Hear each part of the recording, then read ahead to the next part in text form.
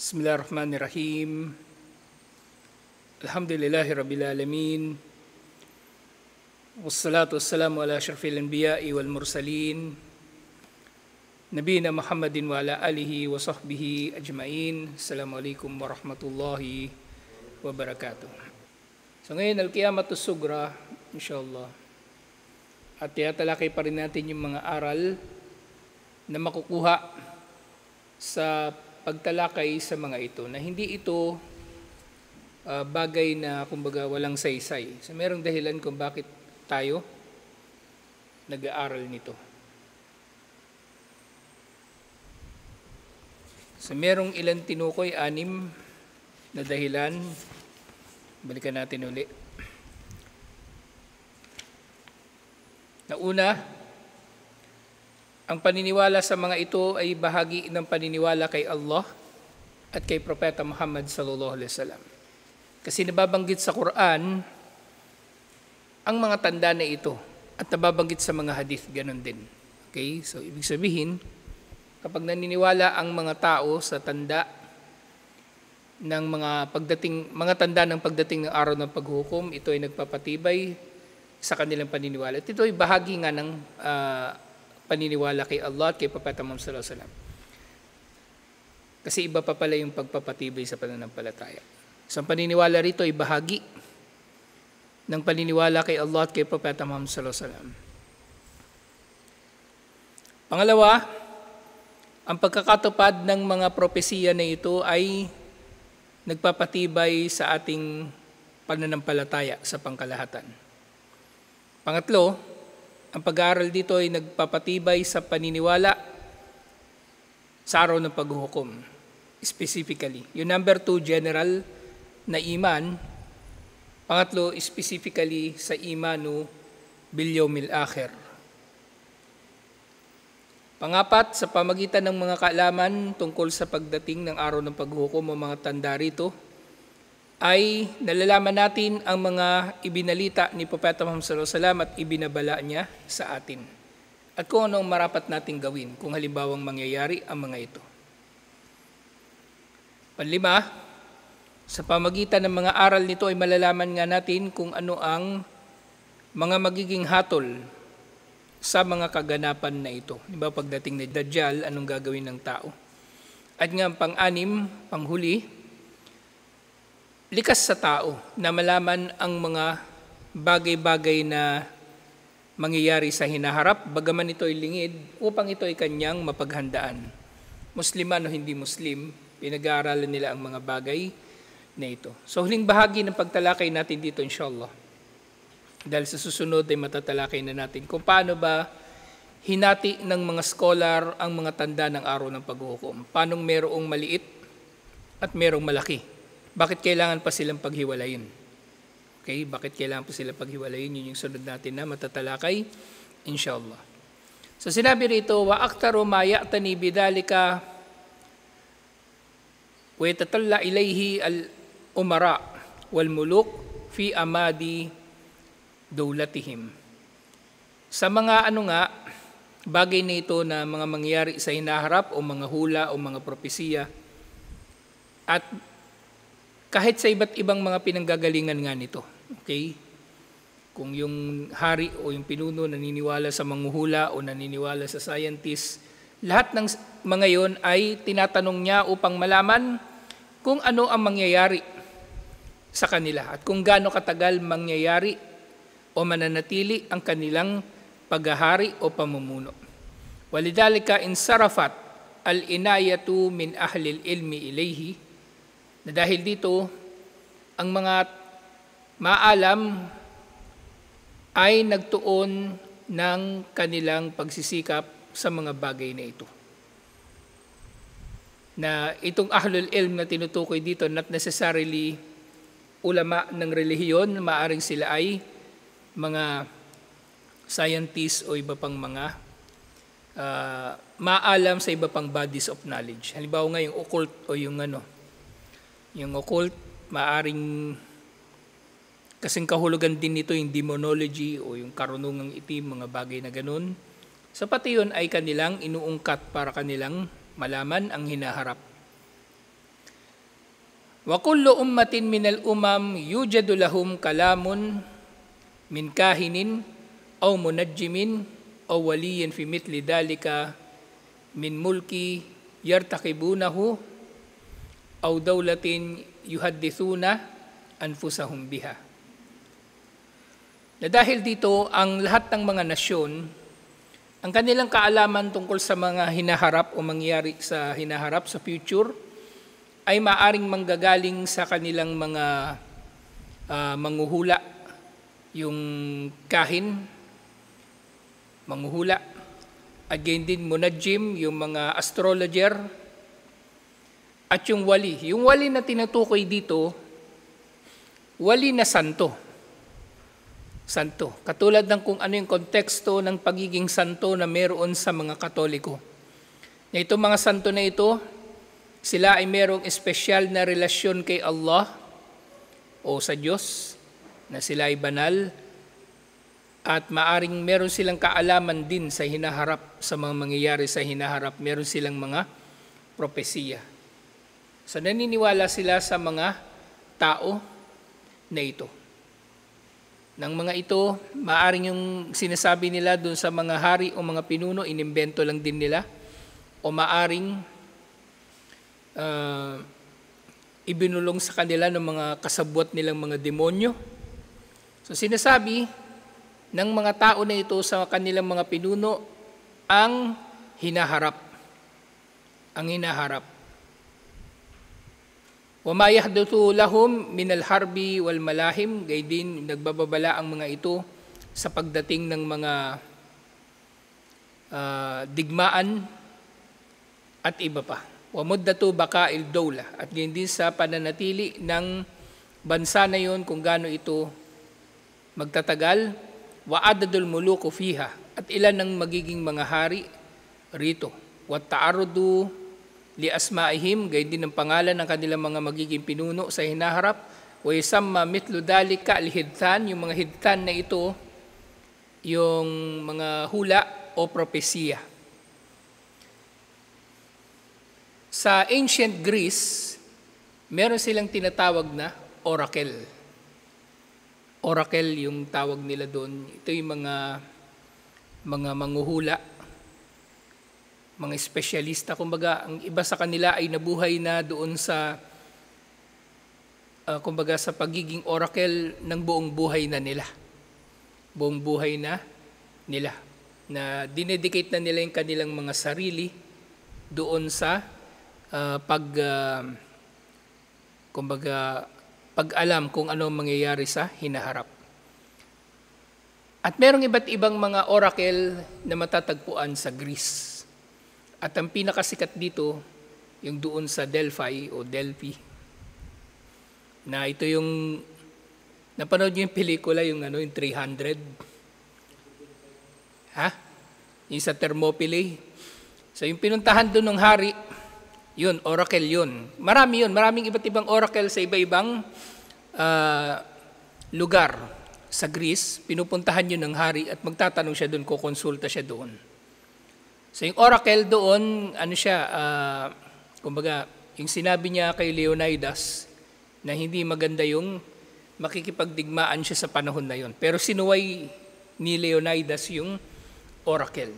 Pero kadalasan, sinusunod nung mga hari yung sinasabi nga ng mga tao na ito, katulad ng nababanggit ngayon. Kasi nga, ang mga namumuno, ang mga hari, gusto nilang malaman ang hinaharap, nang sa gayon ay mapaghahandaan nila ang bagay na ito. Kahit pa ito ay, kumbaga, kung sila ay nagpapahalaga sa hinaharap sa pangmundo na dahilan, di mas magpapahalaga tayo dahil sa kadahilanan na panrelihiyon. Na gusto nating malaman ang mga mangyayari sa hinaharap dahil ito ay bahagi ng ating relihiyon. Alhamdulillah. Wa kana fil Arabi al-kuhan wal arrafun yarji'una ilayhim fi dhalik. At ang mga Arabo, so yung mga Greek nga, meron silang oracle, at ang iba pang mga kultura, meron silang parang ganito. Actually sa Pilipinas, sa pre-colonial Philippines, yun nga, meron sa Manila, yung pre-colonial Manila, ang tawag sa ganitong mga tao, yung may kaalaman sa karunungang itim, sa mga panghuhula, kahit sa panggagamot, katalonan ang tawag sa kanila. At sa Visayas, ang tawag, pati sa Mindanao na actually, tawag sa kanila babaylan. Babaylan. At usually, ang mga posisyon na ito ay para sa kababaihan. So itong babaylan at yung katalonan nga sa Maynila, pre-colonial Manila. So sila ay nakikipag-usap sa mga espiritu, sa mga anito, sa mga kaluluwa. At minsan lalaki yung gumaganap sa role na ito. Pero yung lalaki na yon, bading. Nagdadamit siya na babae, kumikilos na parang babae, sumasayaw na parang babae. Ang tawag naman sa kanila kapag lalaki na gumaganap sa role ng babaylan, bayugan. So, bading na gumaganap sa role ng babaylan. So, yun yung babaylan, gumaganap siya na, kumbaga, spiritual advisor din ng datu. At actually, salitang datu, hindi lang ito para sa mga Muslim. Okay? Hindi porke tinawag na datu ang isang pinuno, Muslim na. Ang datu ay isang katawagan na pre-colonial para sa sino mang pinuno, ano man ang relihiyon niya. Ano man ang relihiyon niya. At since hindi centralized ang mga polity sa Pilipinas nung pre-colonial times, mahirap ma-determine kung sino yung pinaka-datu, pinakamataas na pinuno sa isang lugar. Kasi ang mga datu kasi, may pinamumunuan silang isang barangay o isang bayan, pero wala nang mas mataas sa kanila. Wala nang mas mataas sa kanila. Maaring merong maitatalaga na, magkakaroon sila ng alyansa, at merong isang tao lang yung mamumuno sa kanila, pinakamataas. Pero pantay-pantay sila. Kung sa Latin, ito ay tinatawag na primus inter pares, na first among equals. So yung pantay-pantay sila, pero meron silang itinatalaga lang na magiging pinuno nila. Parang sa Quraysh. Sa Quraysh, merong iba't ibang mga angkan, pero sa pagitan ng Quraysh ay mamimili sila ng isang magiging pinuno lang nila. At noong panahon ni Propeta Muhammad sallallahu alaihi wasallam, ang naging pinuno nila ay galing sa Banu Makhzum. Sino? Panahon ni Propeta Muhammad sallallahu alaihi wasallam, nung nasa Makkah pa siya. Sino yung pinuno ng Quraysh? Si Abu Jahal. Si Abu Jahal na siya rin yung nagpe-preside siyempre doon sa Darun Nadwa. Okay? Hindi si Abdul Muttalib. Iba pa yun. Hindi ko alam kung ito. Basta si Abu Jahal. Okay? Nang namatay si Abu Jahal, ang pumalit sa kanya si Abu Sufyan. So parang ganun yung nung pre-colonial Philippines. So merong mga datu, may pareho-parehong mayaman yun, pero minsan pipili lang sila ng iisa nilang pinuno. So meron silang mga advisor, eto na yun, yung mga babaylan o mga katalonan. At kung bading na umaastang babae, ang tawag nila ay bayugan. So, sa mga Arabo, meron din ganitong mga tao. Ito nga yung mga kufhan, mga manghuhula, mga arrafun. At meron lang subtle na distinction sa pagitan ng kahin, ng arraf, at saka ng munajim. Okay? Yung kahin, madalas sa pagkakaunawa sa kahin, manghuhula na yung hinuhulaan niya yung mga mangyari sa hinaharap. Yung arraf, ito naman yung manghuhula ng specialization nila maghanap ng mga bagay na nawawala. At yung munajim, ito ni mga astrologer, yung mga gumagawa ng horoscope. Sila yon. So yung mga Arabo, kinukonsulta rin nila mga tao na ito. Na sila, وَقَدْ أَخْبَرُوا بِمَا سَيَكُونُ لِلْعَرَبِ مِنَ mulki wad dawla. Sinasabi nila sa mga Arabo ang mga mangyayari sa kanilang mga kaharian at kanilang mga dawla. Na yung dawla, maaaring maunawaan ito bilang bansa o kaya bilang dynasty.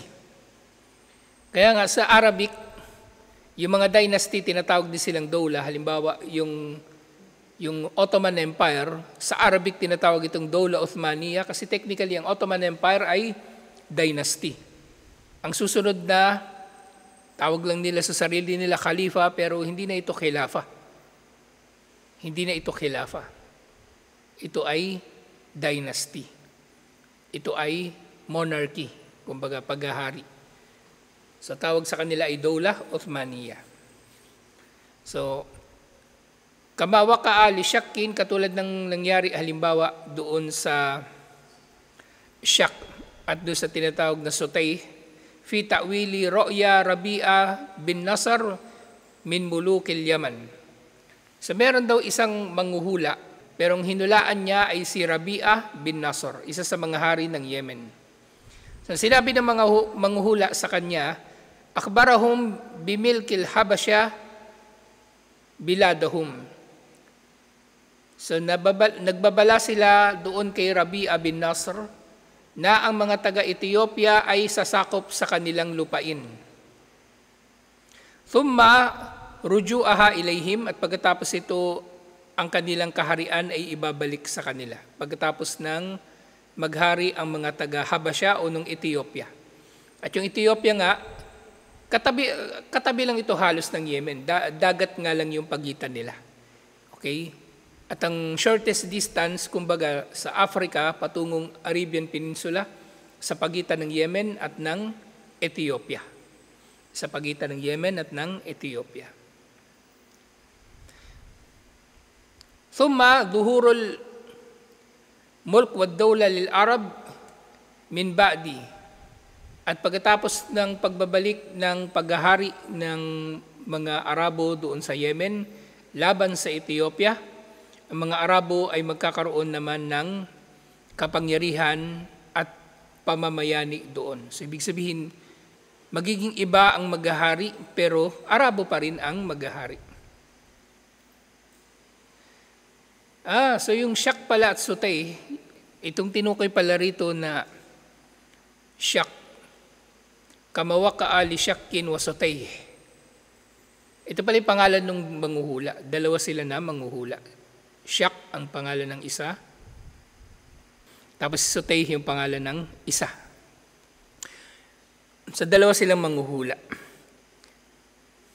Wakada ta'wila Sutay li Ru'ya al-Mawbidan hina ba'atha ilayhi al-kasra biha ma Abdul Masih. So meron ding isang hula na naman itong si Sutay. At doon sa kanyang hula, sinabi niya doon sa napanaginipan ni Mubadan nang ang kaisar ng Persya ay nagpadala sa kanya ng panaginip niya, pinapatanong niya sa kanya ang panaginip niya sa isang tao na pinadala niya, na pangalan nito ay Abdul Masih. At sinabi ni Sutay sa kanyang interpretasyon doon sa panaginip ng Kisra o ng hari ng emperador ng Persian Empire, sinabi niya na wa akhbarahum biduhuri dawlat al-Arab, at sinabi niya na parating ang pamamayani ng mga Arabo. Ibig sabihin, kahit doon sa lugar ng mga Persian.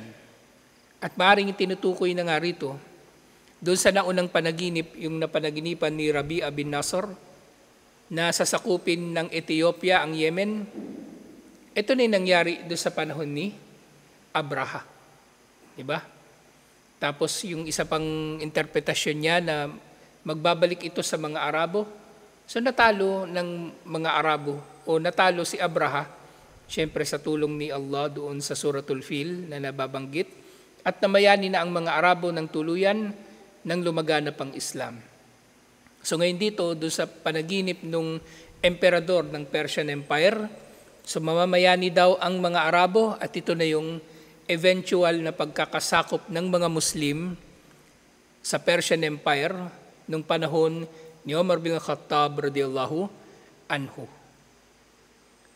So nasakop ng mga Muslim ang Persian Empire. At actually sabay na kinalaban ng mga Muslim ang Persian Empire at ang Byzantine Empire nung panahon na yon. At pareho nilang natalo.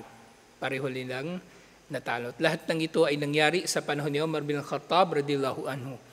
Kaya nga si Umar bin Khattab radiyallahu anhu, inihahalin tulad siya o kino-compare siya palagi kay Alexander the Great.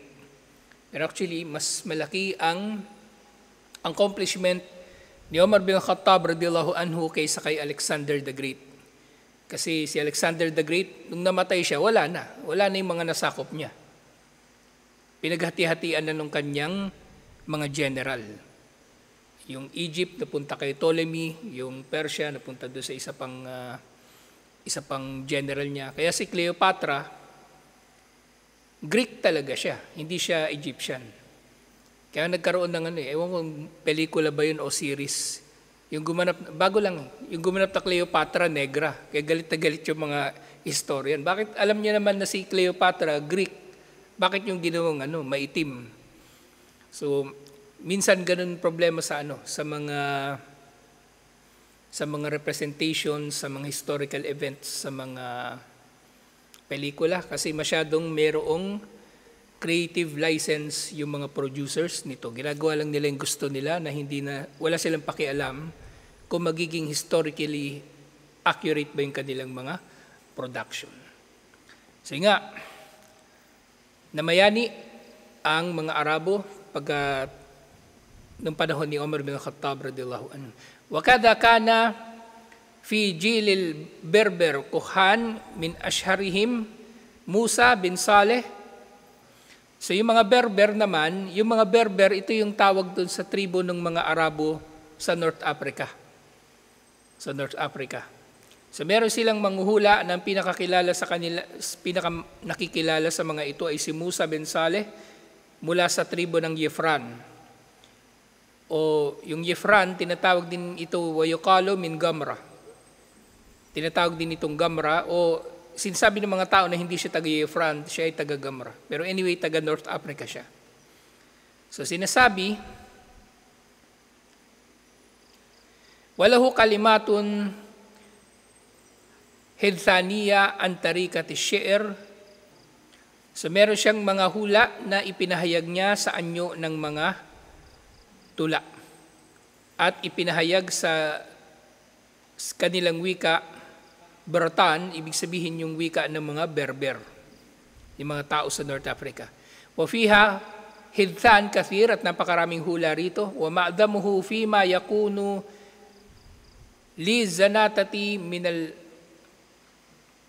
mulk wa dawla bil Maghrib. At ang marami sa mga hula na ito ay tungkol sa mga mangyayari doon sa zinata na tribo ng mga tao doon sa North Africa, particularly sa western part nito, yung Morocco.